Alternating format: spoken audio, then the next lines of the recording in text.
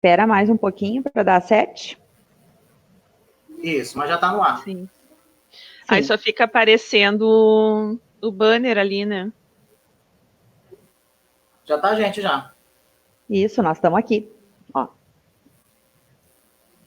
Só sorrindo, né?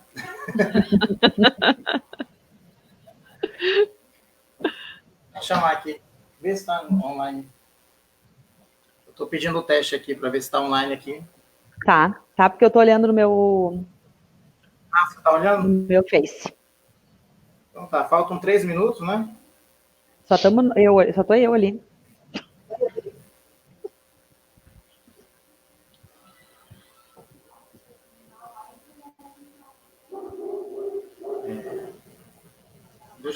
Eu não acredito que você... Oi? Eu vou fazer pedra, papel, tesoura. Legal. Oi. Não, procura aí a live. Procura outro vídeo. Tem vários.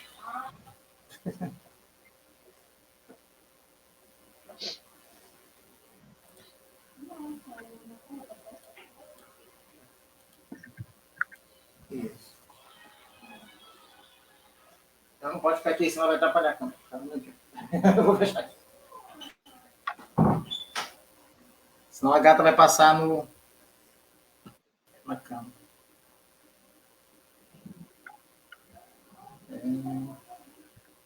Ver se aparece aqui. Tá ao vivo aqui. Para mim tem 2 visualizando. Isso. Tentar. Tá aparecendo já aqui para mim. Estamos aguardando quem está visualizando aí das 19 horas para nós iniciarmos, tá bom? Sim. Estou aqui monitorando o tempo, viu, Leonardo e Yuri? A gente... Tem 3, ó. Eu entrei. Adelina. Eu e tu, quem é o já terceiro? Tá 4. Ah, não, eu tô saindo porque... Eu só estou monitorando aqui só para se estiver falhando alguma coisa, mas eu acho que está tudo ok, sim. Tá, tu só confirma, espera dar um povinho, né? 5, ó. Né? Tu consegue visualizar? Não, quem é? Não consegue, né? Sim, não, quem entra não. A gente só consegue visualizar os comentários que são feitos. Uhum. Mas as pessoas que entram, não. Ai, que faltam 2 minutos, né, gente? Então... Isso. 19 horas, né? A você que já está ligado aí na nossa live, em 12 minutos nós iniciamos. Estamos aguardando às 19 horas, em ponto. Horário de Brasília. Em Marabá, 18 horas e 58 minutos. Tem que... Em Capela de Santana, 18h59. A capital do Rio Grande do Sul, Porto Alegre, 18h59. Sei que vocês moravam em Canoas, eu pensei. Não. Nenhuma das duas. Eu moro no interior. Eu na capital. Sou uma menina da capital. Engraçado que no ao vivo eu estou escondido aqui no timeline aqui do celular. Estou atrás da imagem do ao vivo.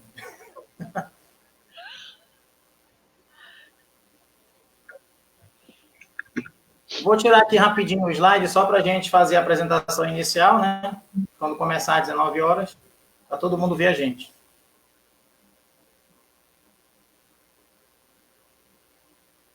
1 minuto, 30 segundos, na verdade. Em 30 segundos iniciamos. Você pode me tirar, Valga. Deixar só o Leonardo, se quiser. Não, é porque eu vou apresentar o geral, né? Fazer o agradecimento e depois que a gente tira. Viu? Eu vou tirar o slide quando a gente iniciar mesmo para fazer a apresentação de todo mundo geral. Assim. 19 horas, vamos lá? Muito boa noite a todos, meus queridos, que estão nos acompanhando nessa noite. É um momento muito especial que nós estamos iniciando essa live. uma alegria imensa podemos contar com amigos que estão aqui conosco, dividindo esse momento, né? Desde já me apresento, eu sou o Valber Costa, moro em Marabá, no Pará, e sou professor da Universidade Federal do Sudeste do Pará. Daqui a pouco a gente faz uma apresentação. Tenho também, juntamente aqui, as minhas companheiras, a minha querida Adelina, que nesse momento está lá no Rio Grande do Sul, né? Também a nossa querida Ana Paula Collin, também no Rio Grande do Sul, está aí nos acompanhando e vai participar conosco desse debate, desse diálogo sobre tecnologias assistivas, materiais adaptados no ensino de matemática, né? E desde já fazer um agradecimento especial, muito especial mesmo, a duas pessoas que estão nos ajudando nesse momento de tradução, interpretação em língua de sinais, que é o Leonardo, da UFRJ, mais precisamente do Departamento de Acessibilidade e Inclusão, que é a DIRAC, né, diretoria, e o Yuri Soares, de São Paulo, que também está nos colaborando nesse momento com a tradução e interpretação. Então, a gente vai iniciar a nossa live aqui, o Leonardo vai começar iniciando esse momento de tradução, né, daqui a pouco o Yuri também participa, e a gente vai estar iniciando os nossos debates de nossa live muito especial. Então, gente, aí a nossa logo, né, da nossa live que nós planejamos para essa noite, o uso de tecnologias e materiais adaptados no ensino de matemática. Nessa live foi pensada justamente para nós dialogarmos um pouco sobre esse cenário inclusivo e o ensino de matemática. Também fazer um agradecimento especial à nossa pró-reitoria de extensão da Unifespa, no Pará, que está nos apoiando, né, e conseguiu organizar muita coisa desse momento que nós vamos estar trabalhando com vocês. Adelina, boa noite. Quer falar alguma coisa agora? Não, já me apresento então, né? Tá bom. Então tá, vamos fazer uma apresentação rápida minha, daqui a pouco eu passo a bola para nossos colegas, né? E a gente vai fazendo esse bate-bola aqui, muito importante. Então, quem sou eu? Eu sou o Valber Cristiano Lima da Costa, sou doutor em Educação, Ciência e Matemática pela nossa querida UFPA e mestre também pela UFPA no mesmo curso.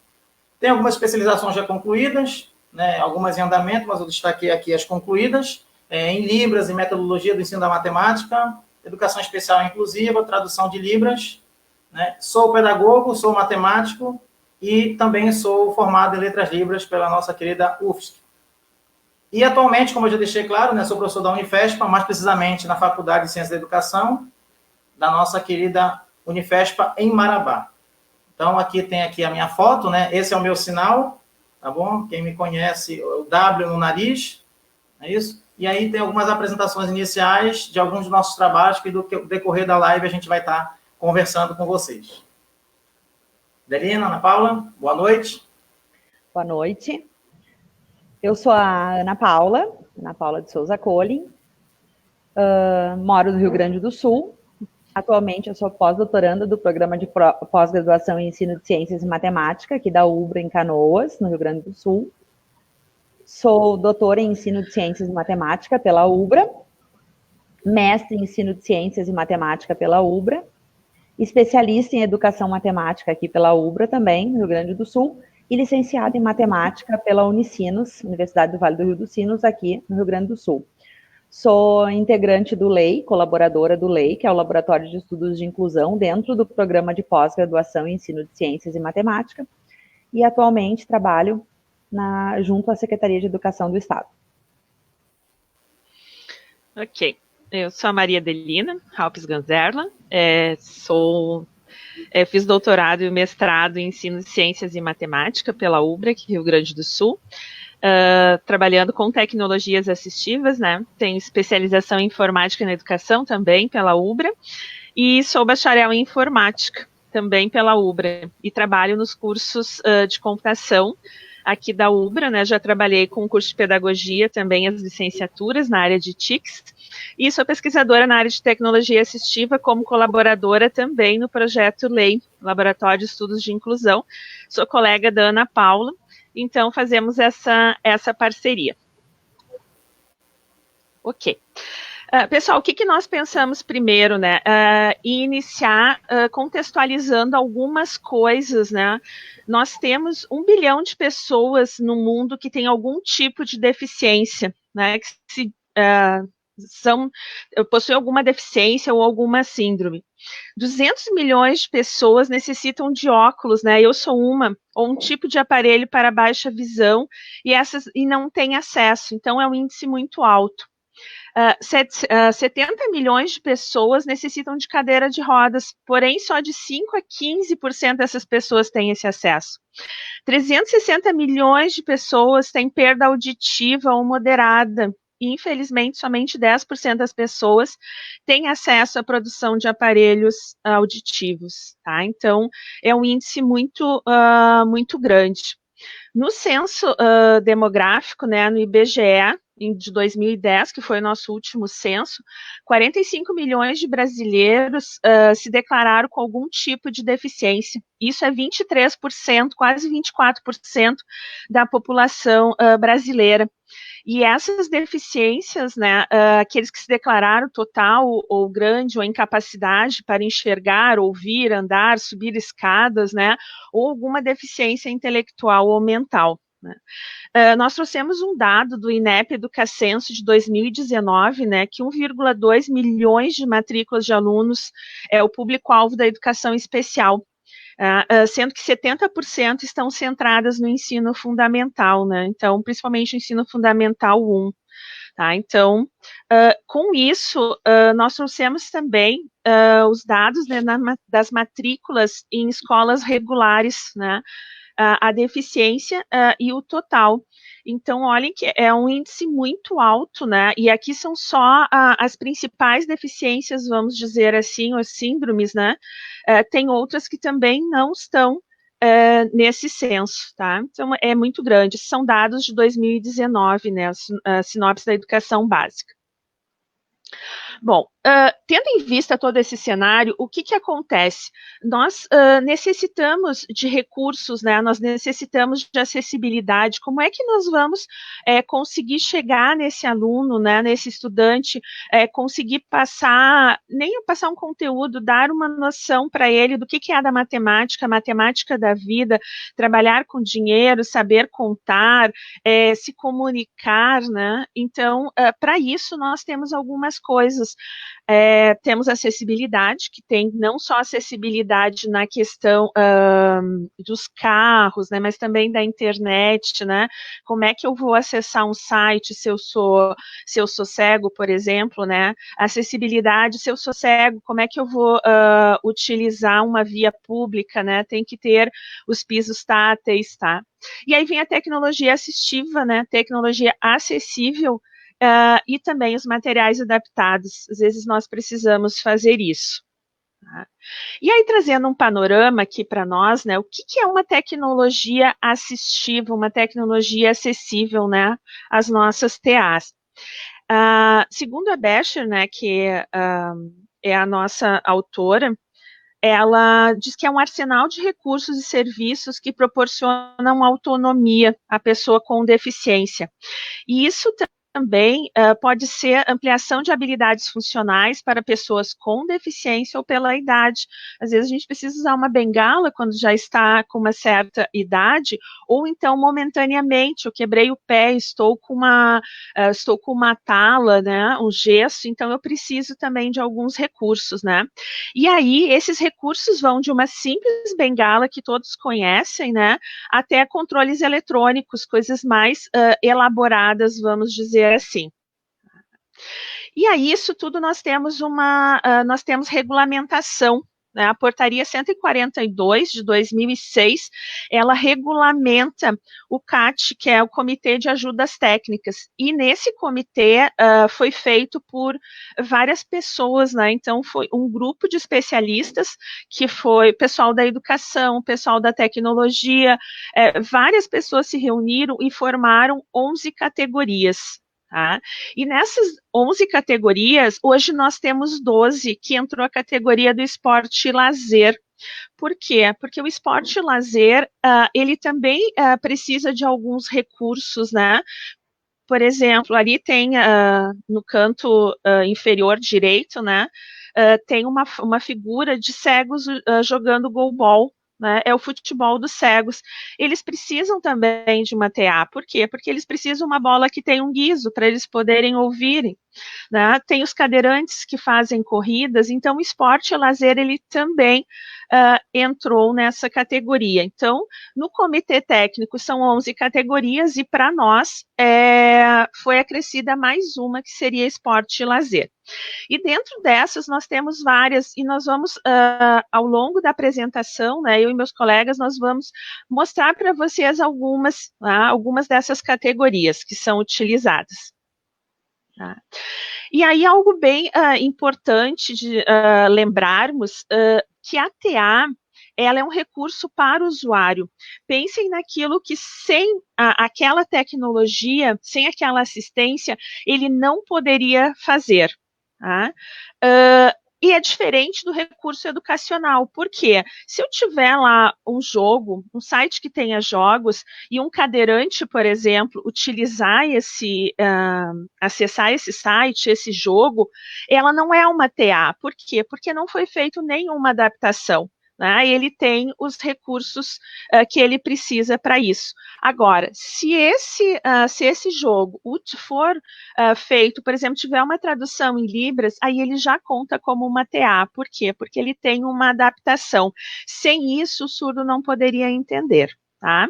E aí também temos o recurso profissional. O recurso profissional são aqueles equipamentos que um fisioterapeuta, por exemplo, utiliza para reabilitação.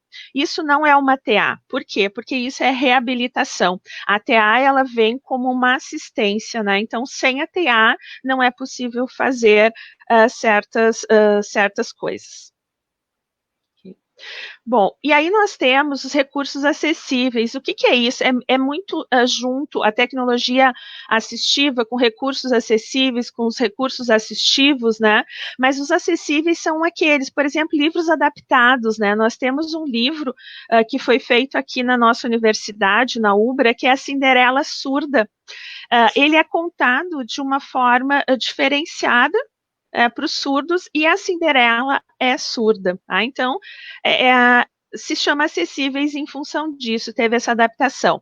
O dominó tátil de relevo é para um cego. Se ele tiver um dominó comum, sem essa adaptação, ele não vai saber o que é. Por quê? Ele precisa enxergar com a ponta dos dedos. Tá? Outro exemplo bem clássico, né? Nós precisamos, um cego precisa se localizar dentro de um prédio, ele precisa ter um mapa tátil. Né? Então, esse mapa tátil, né, está figura central. E uma coisa bem interessante que é bem legal é essa cadeira bicicleta, né? Para aqueles muitos agitadinhos, né, que têm até déficit de atenção, hiperatividade, né, eles precisam estar em movimento. Então, a cadeira ele vai pedalando, tá? Então ele vai descarregando as energias dele. Então, isso aqui são alguns recursos acessíveis que estão disponíveis aí no mercado e no dia a dia. Tá? Aí vem uma questão de acessibilidade no computador. Aí vamos para a tecnologia mesmo, né? Um cego tem condições de visualizar uma tela? Sim, visualizar com o olho não, mas ele pode escutar. Então, para isso, o que nós precisamos? Nós precisamos de leitores de tela. O que esses leitores fazem? Eles leem tudo aquilo que tem na tela em modo texto. E aí que nós trouxemos alguns que são os mais conhecidos, né? Para o Windows nós temos o Virtual Vision, o JAWS, o NVDA, NVIDIA. No Linux nós temos o Orca, né? No Android o Talking Droid e no iOS o VoiceOver. Tá?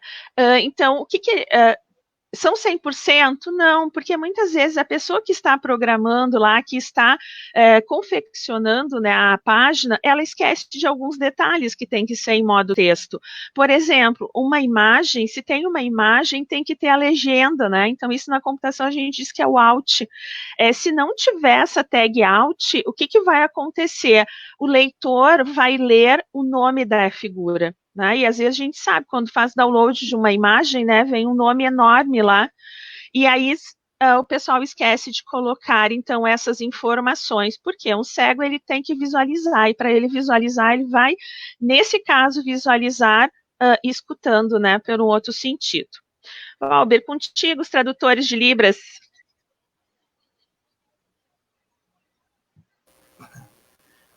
Aí a gente colocou aqui nessa imagem do slide alguns exemplos, né, de materiais que podem estar ajudando na tradução de língua de sinais.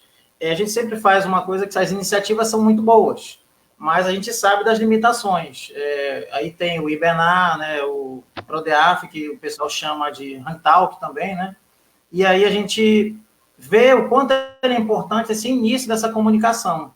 Mas, devido à limitação, é uma questão de programação mesmo, a gente sabe disso, que muitas vezes, quando é algo mais aprofundado, a gente não consegue, né? E um desafio que a gente vai falar um pouco daqui a pouco sobre a questão da língua de sinais é que, assim, por mais que nós falamos língua brasileira de sinais, a gente não tem, assim, uma padronização nacional com tudo igual. Então, muitas vezes, quem programa, dependendo da região, devido ao regionalismo, muitas vezes há essa dificuldade também de isso atingir um grande público. Mas a gente tem que exaltar, com certeza, a importância da iniciativa.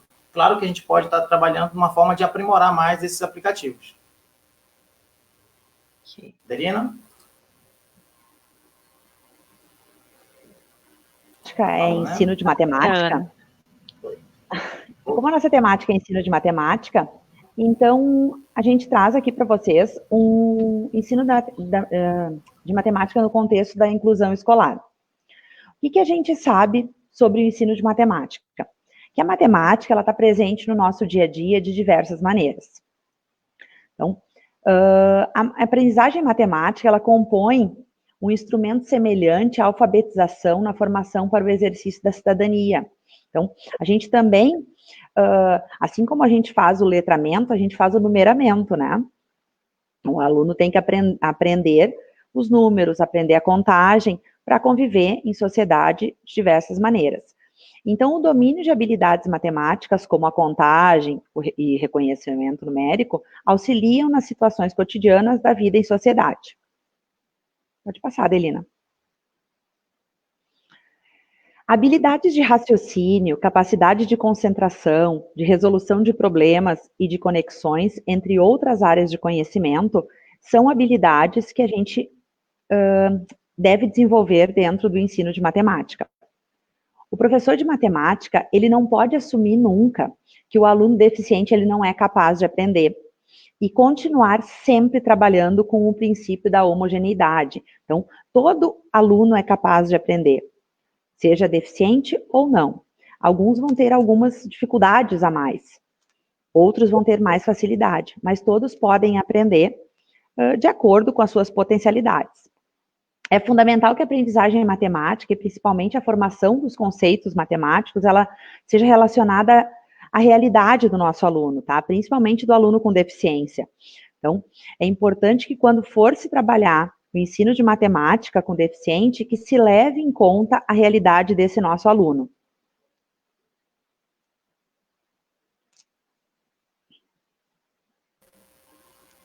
Então, eu de novo... Vamos lá, gente. Falar um pouco da surdez. É importante destacar que seria muito complexo a gente falar muita coisa, devido ao tempo a gente trouxe algumas ideias resumidas, logicamente. Inicialmente, falar um pouco do sujeito surdo. A gente tem aí uma concepção que a gente precisa respeitar, que é uma concepção legal, do Decreto 5626 de 2005, onde ele deixa claro quem é a pessoa surda. Aí até a gente brinca que é decorado isso, todo mundo que é da área, né, considera-se pessoa surda aquela que, por ter perda auditiva, compreende e interage por meio das experiências visuais, né, e manifesta sua cultura a partir da Libras. Com certeza, isso é algo que a gente considera muito importante para a gente sempre lembrar sobre a pessoa surda.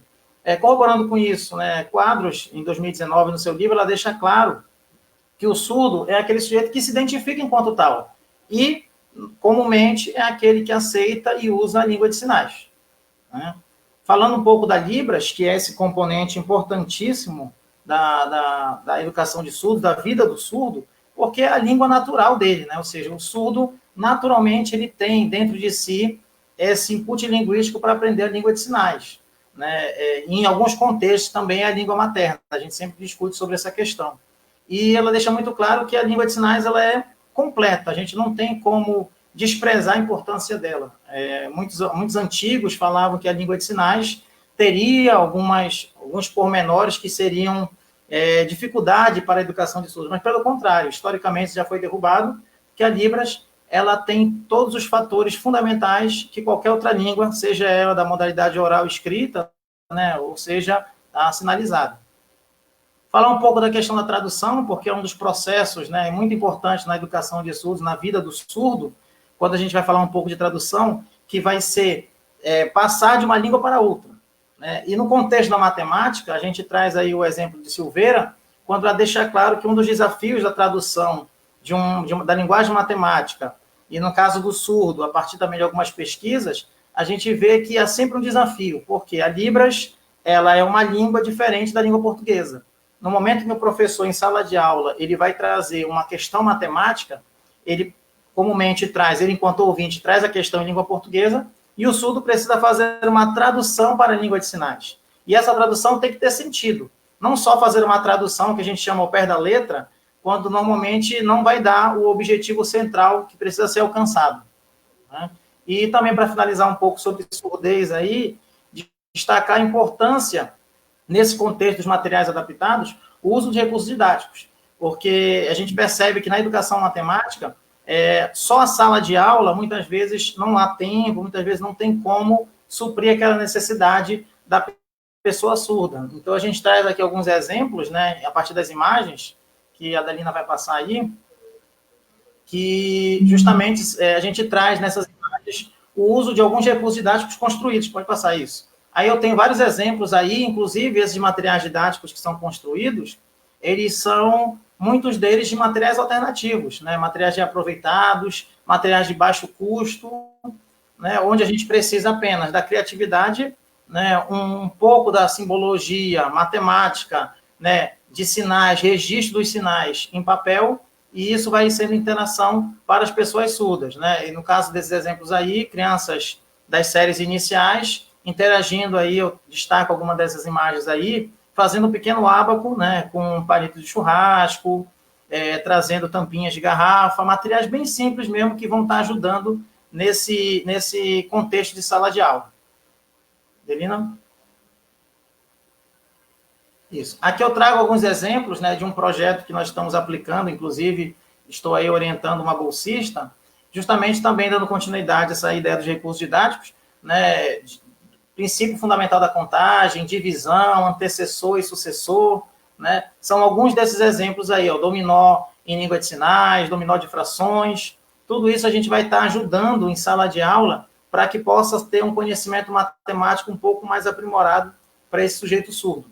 A gente sempre traz essa forma de trazer também o ensino de matemática, claro que a gente sabe que dependendo da série tem todo o fator, né? Depende da série, depende do conteúdo, que é para a gente poder fazer essa interface com os recursos didáticos. Mas eu considero que é muito importante isso para a educação de surdos, haja vista que a gente precisa trazer algo diferenciado para esse sujeito em sala de aula.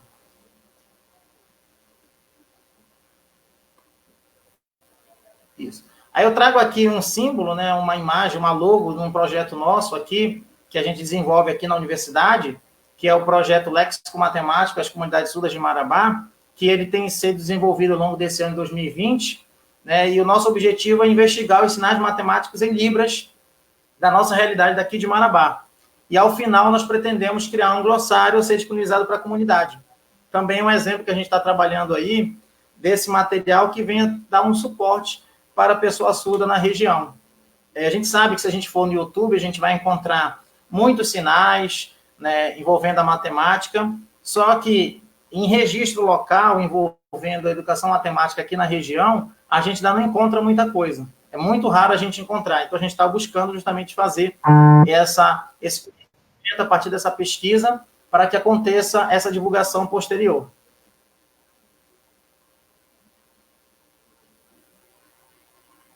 Isso. Aqui eu deixo aqui uma imagem rapidamente, né, de alguns nossos grupos de pesquisa que a gente está participando. Daqui a pouco as meninas vão estar falando também os seus. Né? Eu sou um membro do GT13, né, que é o grupo de trabalho 13 da Sociedade Brasileira de Educação Matemática, que vem falar sobre inclusão, educação matemática e diversidade. E tem sido muito importante essas experiências que a gente vem discutindo no GT13, justamente para cada vez mais na educação matemática a gente ter ideias inovadoras envolvendo a educação especial e inclusão.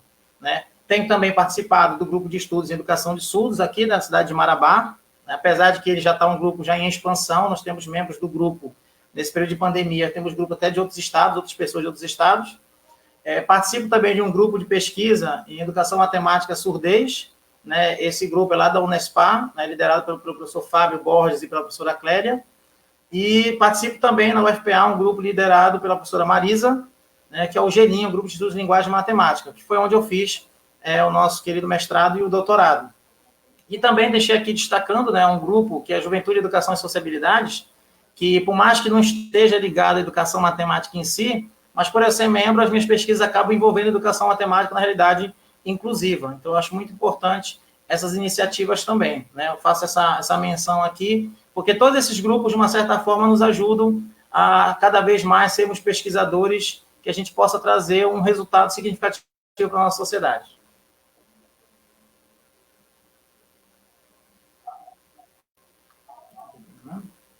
Bom, quando nós pensamos em trazer essa live, em discutir né, trazer sobre o ensino da matemática na perspectiva da inclusão e das tecnologias e materiais acessíveis, adaptados, nós pensamos no contexto das pesquisas que nós desenvolvemos. O Valber trouxe para vocês a surdez, que é o contexto de pesquisa dele, e eu trago um pouco do meu contexto de pesquisa, que é a síndrome de Jacobsen. Muitos de vocês não devem ter escutado falar da síndrome de Jacobsen.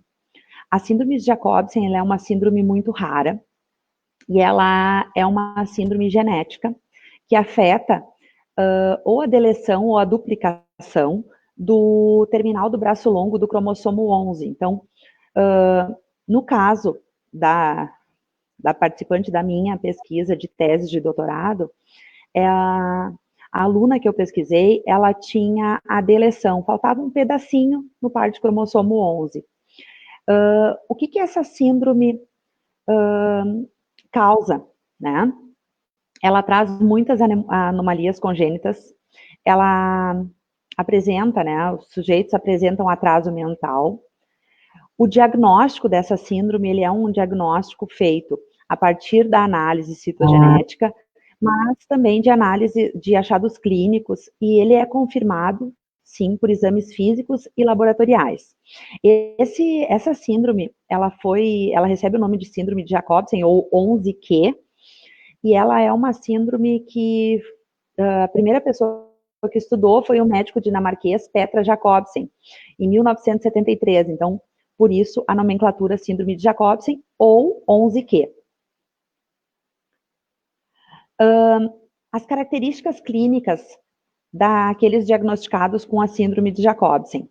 Então, eles apresentam atraso no crescimento pré e pós-natal e no desenvolvimento neuropsicomotor, dismorfia facial característica da síndrome, função plaquetária anormal, existem malformações no coração, rins, trato intestinal, órgãos genitais, sistema nervoso central e esquelético.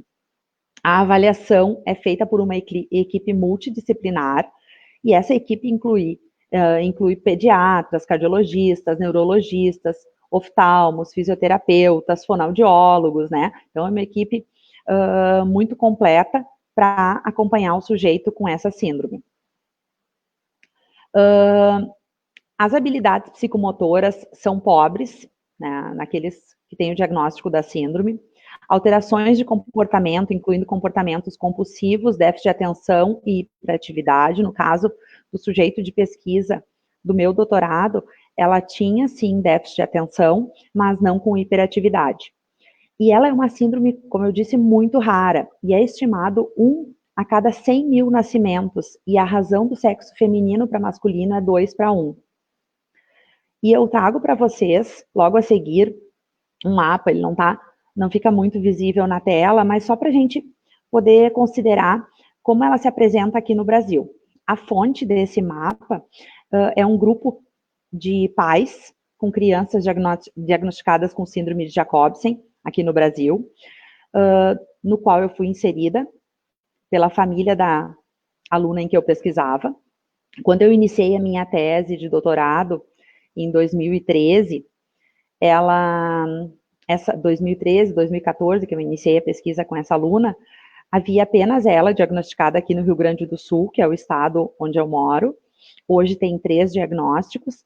O estado com maior quantidade de diagnósticos é o estado de São Paulo, que possui 7 diagnósticos. Pode passar. E aí eu trago para vocês algumas sugestões de atividades, e é claro, quando eu trabalhei o ensino de matemática na perspectiva da síndrome de Jacobsen, eu levei muito em consideração a construção do número, né? O meu objetivo era construir o número com essa aluna, né? Que ela obtivesse esse conhecimento. Então, algumas atividades que a gente fez, algumas sugestões aqui, a gente tem um jogo de memória, que foi adaptado para essa aluna, um dominó, esse dominó com o número associado à figura, que representava a quantidade, isso no 5º ano do ensino fundamental. Pode passar, por favor. Alguns softwares que a gente usou, né, trabalhando com essa aluna. Esse software, o primeiro era Eu Sei Contar, tinha associado o número e tinha associado a quantidade. E aí, quando a gente fala dos recursos acessíveis, logo me vem que durante a pesquisa, uma das dificuldades é que a aluna não tinha a motricidade fina, e aí ela precisava trabalhar com o mouse, e ela não conseguia. Então, a gente adaptou no mouse, de modo que ela pudesse utilizar ele, botando um adesivo no mouse para que ela apertasse, para poder utilizar o mouse. Então, a gente adaptou esse recurso para ela. E ali a gente tem também um jogo onde a gente estava trabalhando a questão de maior, menor, né, de medidas. A turma estava trabalhando medidas e a gente adaptou para ela, então, trabalhar a questão do maior, do menor, do grande, do pequeno. Então, a gente usou também esse jogo, onde tinham os coelhos e ela podia associar o grande e o pequeno. Aqui tem algumas atividades desenvolvidas com a aluna, né, durante a pesquisa. Todo esse material, abaixo tem o link, está na tese, concluída em 2018, e a gente trabalhou, então, a questão da motricidade. Então, na primeira imagem, a gente pode ver a aluna com uma corda passando ao redor ali, era um número em madeira, e ela tinha, então, que colocar essa corda para fazer o contorno desse número. Na atividade que está ao lado, a gente trabalhou formas geométricas com ela, eles trabalhavam figuras geométricas, algumas espaciais ali, na casa do cilindro, do prisma, e com ela, então, a gente trabalhava naqueles joguinhos de encaixe, onde ela sentia a forma do círculo, daí não trabalhava a geometria espacial, o círculo, o quadrado e o triângulo, e ela tinha que pegar, então, aquelas, na forma, na hora de sentir com o dedo, e ela tinha que pegar aquelas formas e encaixar no local correto. Ela tinha muita dificuldade de motricidade fina, então, esse nosso trabalho, ele foi muito voltado para o desenvolvimento da motricidade da aluna. E na figura que está abaixo, junto com a mediadora, vocês estão vendo que ela está fazendo sinal com o dedo. Por quê? Porque a gente utilizava, né, Yokoyama atrás, utilizar os dedos para contagem, né? Então, ali ela estava utilizando os dedos para contar e ela tinha que pegar os feijões e colocar dentro dos conjuntos ali. Qual era a dificuldade? A dificuldade era realmente essa contagem, né? Durante a tese, a gente queria desenvolver essa contagem, essa habilidade, e para que ela pudesse, né, ter uma vida em sociedade depois, utilizando as habilidades necessárias, as habilidades que ela pudesse desenvolver no máximo possível.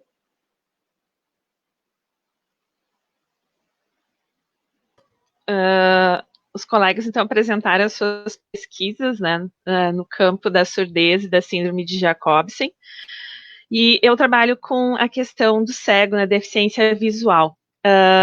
Então, eu trouxe aqui, né, a minha tese de doutorado concluída esse ano, plena pandemia, né, Deficiência Visual e Educação Matemática, estudo sobre a implementação de tecnologia assistiva. O que eu tentei, o que nós fizemos?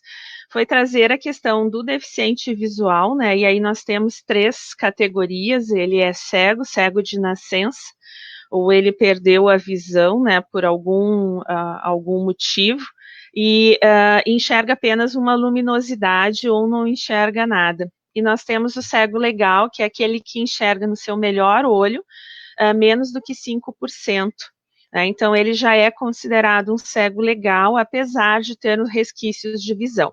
E quem é baixa visão, né, então quem precisa de algum recurso óptico para corrigir a sua visão. Não entrando a questão de um óculos simples, né, quem tem algum problema de visão, mas sim os óculos que dão correção, né, com um grau elevado. E aí toda a nossa questão dentro da tese, nas pesquisas, isso vem desde lá do mestrado também, é a questão da aquisição do número pela criança cega, né? Então, inserir a matemática aqui, como é que nós vamos fazer isso?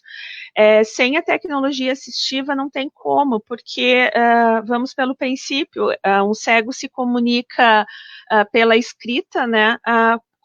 Por braille, e para fazer o braille, né, ele precisa de uma pulsão e de uma reglete, já são duas tecnologias assistivas, então ele já, para ele se inserir no mundo, ele precisa da TA, ele precisa da tecnologia assistiva, e aí eu vou trazer aqui um pouquinho para vocês, né, o que nós desenvolvemos dentro da área da matemática. Né?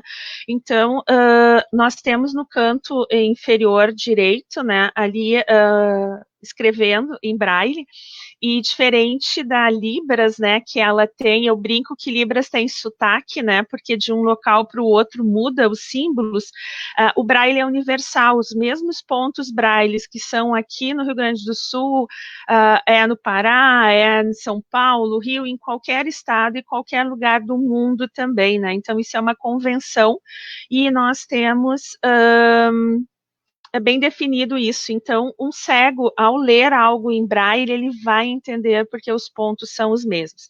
E para isso, por que isso é importante na matemática, né? Porque são os registros. Como é que ele vai fazer um registro de uma quantidade? Por exemplo, quando estamos ensinando uma criança, né? A Ana falou ali do letramento, né? E do número também, né? Nós temos que alfabetizar matematicamente. Sim, ele tem que saber que a quantidade 5, né? 5 objetos, e ele tem que ter o símbolo do 5 também, né? Então, como ele não enxerga, ele não tem a tinta, que a gente chama, né, que é o impresso, ele vai ter o quê? Vai ter o símbolo em braille. Tá? Então, por isso que é muito importante. Então, a primeira coisa que ele tem que aprender, né, uma das primeiras coisas que é ensinado para uma criança cega, né, é a questão do braille, né? Quando ele entra na escola.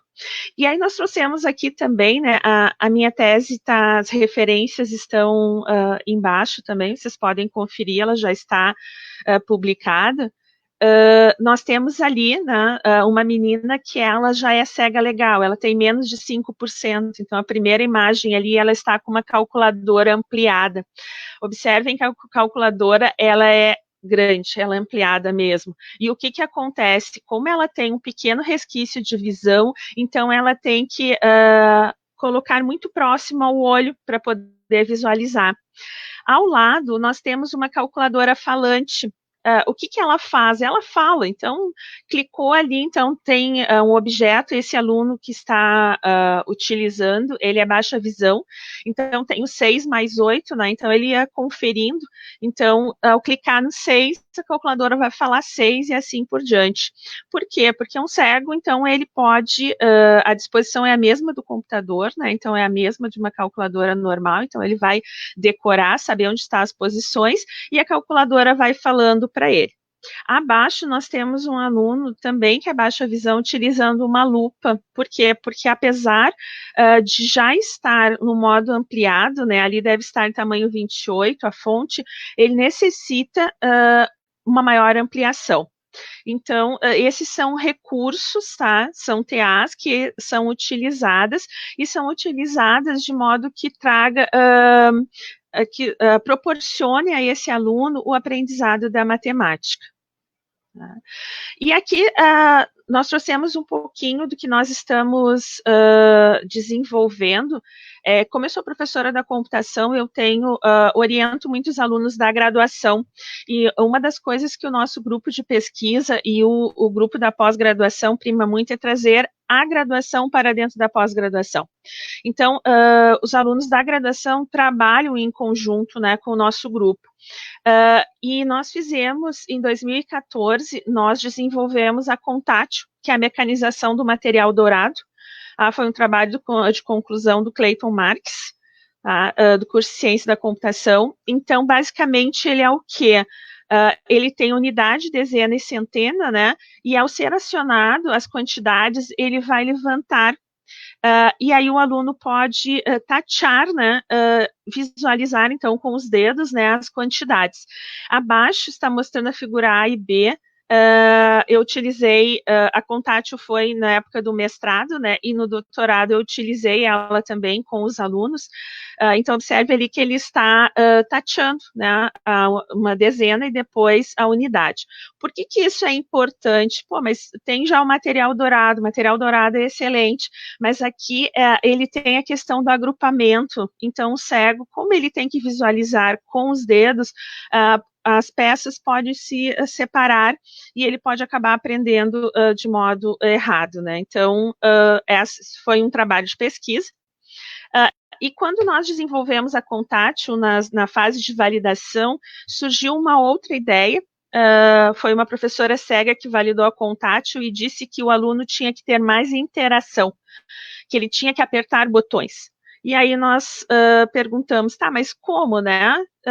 Fomos indo e chegamos a Match Touch, que foi um trabalho de conclusão do Juliano Muller, também aluno do curso de Ciência da Computação, e ela trabalha como? Nós fizemos o primeiro protótipo com o universo de 25, universo numérico 25, então nós temos ali 5 colunas e 5 linhas de botões, e ela emite alguns desafios. Então, por exemplo, faz uma operação matemática de soma ou subtração, tá?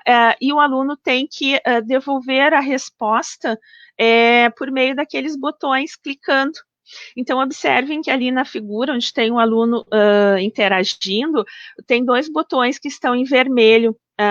Essa luminosidade é para os alunos de baixa visão. Então, o que acontece? Eles podem visualizar o que eles já clicaram. E ao clicar também, o que vai acontecer? Eles são acionados e eles levantam. Então, tem a questão do tato também. Os alunos gostam muito de trabalhar, é trabalhado com os pequenos, essa questão bem fase inicial do número, né? Então, quantidade 5, ele tem que marcar 5, ou pequenas operações matemáticas. Estamos em construção de uma Match Touch de 10 por 10, então, para um universo numérico um pouquinho maior. Tá? Junto a essas TAs, né, nós temos outras TAs que nós utilizamos e alguns materiais adaptados também. Então, temos ali a figura A e B, né, no canto superior direito, que é um caderno guia para um aluno de baixa visão. Esse caderno guia foi confeccionado pela professora do AE, né, no atendimento educacional especializado, para o aluno ter como se guiar, como escrever, né, porque ele precisa, como ele é baixa visão, a letra dele é ampliada também, então ele precisa ter essa guia. Um caderno normal não daria conta, né. Ao lado, nós temos 2 fotos, né, trabalhando com contagem e também, né, assim como o colega falou, né, de usar materiais reciclados, nós utilizamos também, né, então ali ela está trabalhando com tampinhas, tá, e algo muito importante para o cego é utilizar um delimitador. O que é esse delimitador? Esse delimitador, ali são tampas de caixas que nós utilizamos para ele não perder aonde está os objetos. Por quê? Porque ele tem que tatear, né? Então ele pode esparramar e não se localizar. Então, e observem que eles sempre organizam antes de começar uma contagem, né? Então é muito utilizado também. Abaixo, eu trouxe o Abaco Tátil, que foi uma professora do AE, a professora Carla, que fez, que está O ábaco tem, então, o número em tinta, né, a representação numérica, o número em braille ao lado, e ele tem as hastes para os alunos colocarem as argolas, então, para trabalhar a contagem, né? Isso foi um material adaptado que ela fez, tá?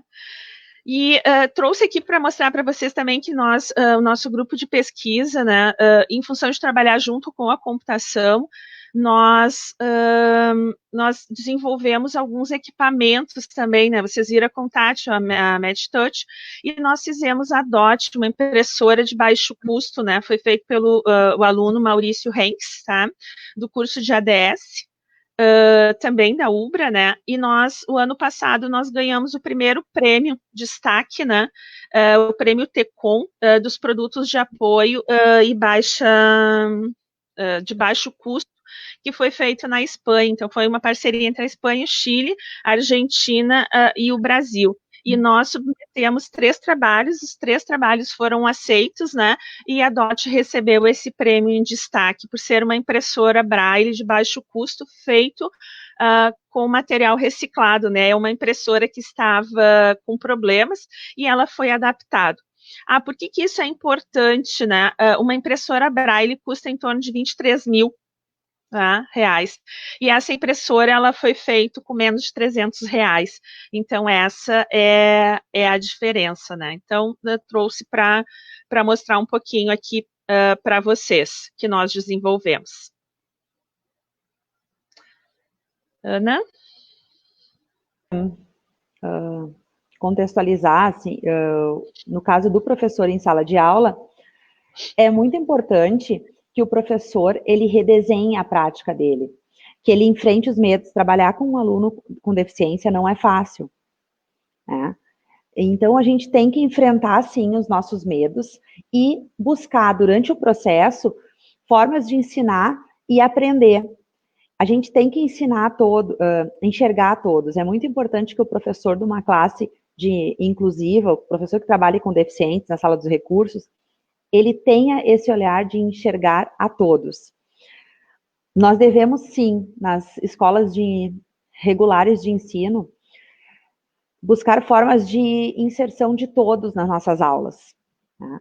Todos devem participar, todos têm potencialidades, todos têm habilidades a serem desenvolvidas.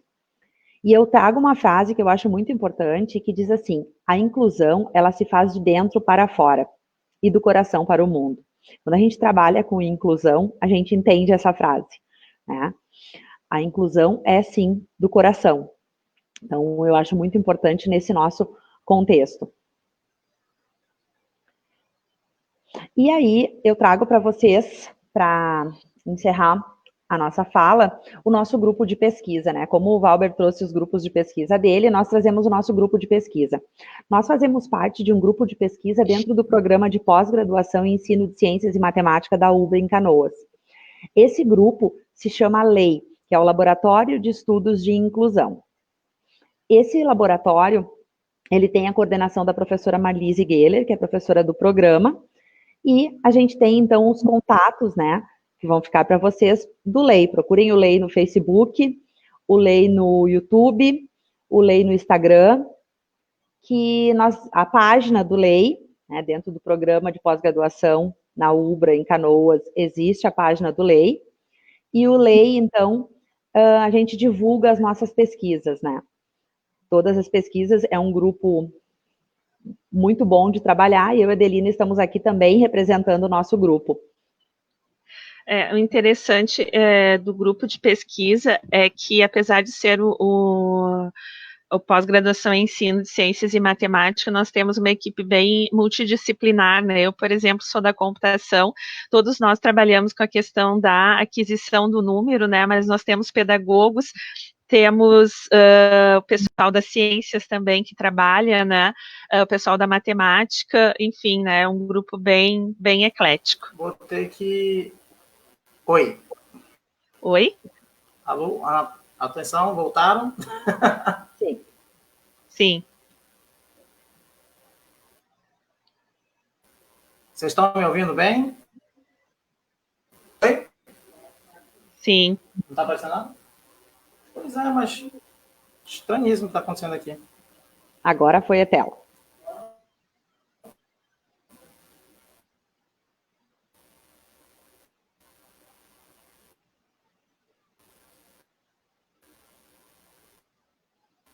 Ok. Oi. Ouvi? Sim. Não consegui. Parou de repente aqui a imagem. Eu não sei o que foi que houve, não. Parou a imagem por algum motivo. Eu não sei o que foi que aconteceu, não. Estava normal, de repente ficou tudo escuro e sumiu com todo mundo. Ficou só eu aqui. Eu falei, o que aconteceu? Eu não estava visualizando, porque na hora que se coloca em modo de apresentação, para de visualizar.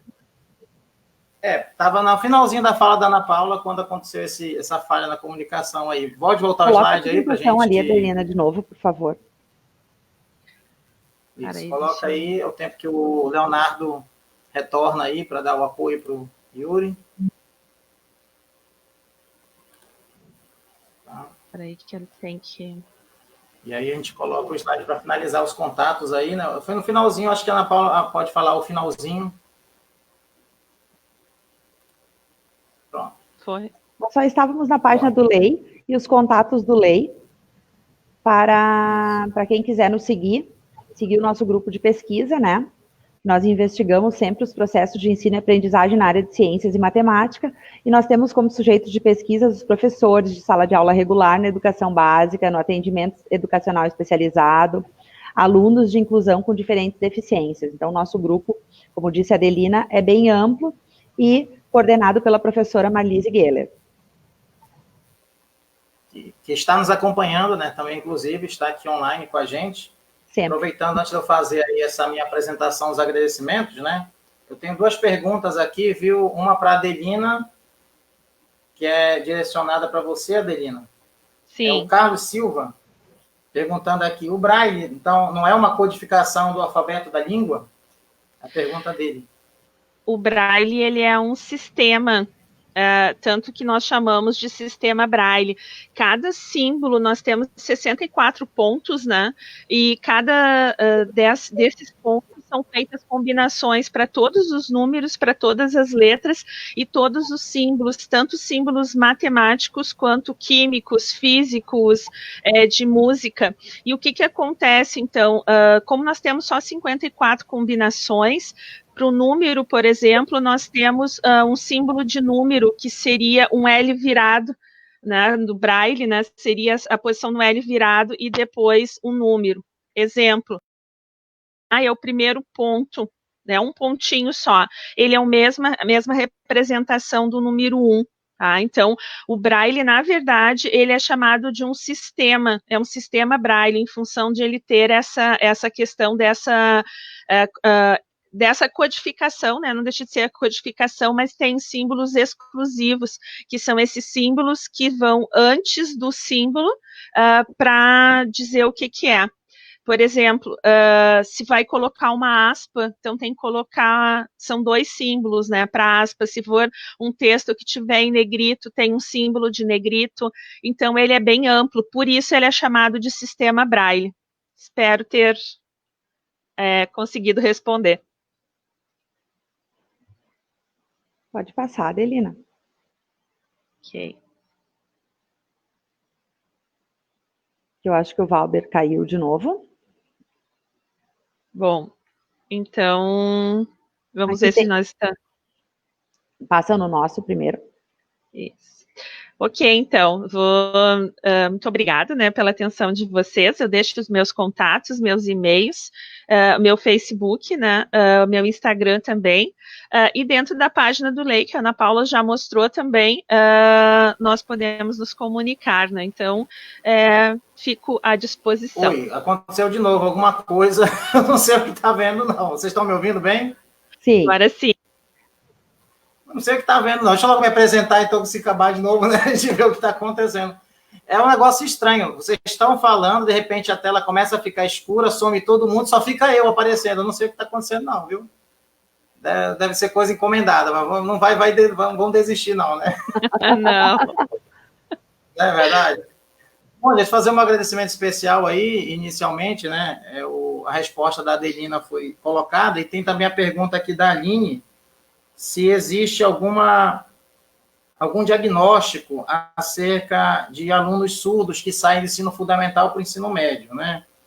Bom, em nível geral, nas escolas acontece essa diagnose que é feita de forma educacional. Eu posso falar, enquanto pesquisador, que nessa diagnose que a gente faz normalmente nas pesquisas, pelo menos na nossa realidade aqui do Estado, é muito comum a gente encontrar alunos no ensino fundamental que vão para o ensino médio com muita dificuldade em bases fundamentais da matemática, né? Operações fundamentais, né? A questão da tabuada, né? E a gente até nas pesquisas tem orientado muito, tem estimulado muito para que eles possam aprender esses fundamentos para poder avançar posteriormente. Então, respondendo e deixando claro, né, que se eu tiver outras dúvidas também aí, as pessoas podem contactar a gente pelos contatos aí, daqui a pouco as meninas vão passar de novo, os meus contatos estão lá aí na tela, tem 2 e-mails que eu considero que são mais fáceis de falar comigo, tem também aqui no Facebook, né, e o Instagram, que é Valber Cris. Inaugurei hoje um canal no Facebook, né, uma página, na verdade, no Facebook, que é o mesmo do Instagram, Valber Cris, com CHR, tá bom?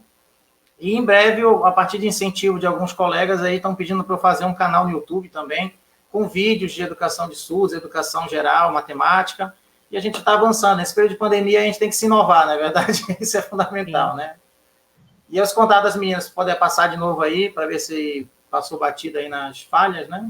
O meu está aqui também pela página do Lei, né? Encontra também os meus contatos. Ana Paula, né? E aqui estão os meus contatos, né? Quem tiver alguma pergunta, algum questionamento, vocês podem enviar. Tem o meu e-mail, Facebook, o Instagram, Ana Paula Colin, e também, né, a página do Lei, que é onde a gente divulga as nossas pesquisas, pesquisa do nosso grupo, né, aqui na UBRA. Muito obrigada. Obrigado. Vou só tirar aqui para colocar o Yuri, né, e fazer mais uma vez um encerramento aí, fazer um agradecimento especial aí para o Yuri, que estava conosco aí também traduzindo. O Leonardo também nos apoiou aí. Um agradecimento especialíssimo à professora Amélia, que está aí nos acompanhando, né, a diretora do DIRAC da UFRJ, que colaborou imensamente com esse processo de inclusão. Eu estava conversando com as meninas que eu achava muito complicado a gente fazer uma live hoje e não conseguir fazer as traduções em línguas de sinais, até pela acessibilidade. Eu encontrei aqui 3 surdos conhecidos nossos aqui online e outros que vão ter acesso aí ao vídeo, né, a live, depois que tiver finalizado, vai estar salvo na página do Facebook. Então, agradecimento especial aos meninos aí, Ana Paula, Adelina também, um abraço especial aí. Se quiser fazer os agradecimentos finais aí, podem falar, né? Nós agradecemos o convite, Valber. Obrigada por nos chamar, né? Foi um prazer estar aqui trazendo um pouquinho das nossas pesquisas, né? Mostrando um pouquinho e aprendendo muito também, né? Eu tenho até um relato, eu dei aula já para alunos surdos na graduação e eu vou dizer que foi bem difícil por não ter Libras, né? Por não saber a questão da comunicação. Tá? Então, eu acho fundamental. Quem quiser saber mais, então entre lá na página do Lei, né? Nós temos um canal no YouTube, já temos isso, né? Com as nossas lives, com algumas dicas, né? Temos a nossa página e ficamos à disposição. E mais uma vez, obrigado pelo convite. Muito obrigado, Yuri, obrigado, Leonardo, obrigado, Valber, pelo convite, e a minha amiga, colega, Adelina, sempre parceira, né? Obrigado. Então aí, gente, a gente está encerrando esse momento, né? É um até logo, porque a gente não está se distanciando, apesar do distanciamento social, né? A gente em breve vai estar voltando com novas ideias aí. Semana que vem já tem para planejamento de live aí. O pessoal ficar convidando aí, certamente a gente vai estar ajudando de alguma forma, né, gente? E nos acompanhem nas redes sociais, que é importante esse contato, a nossa contribuição buscando uma educação matemática mais justa e de qualidade para todo o Brasil.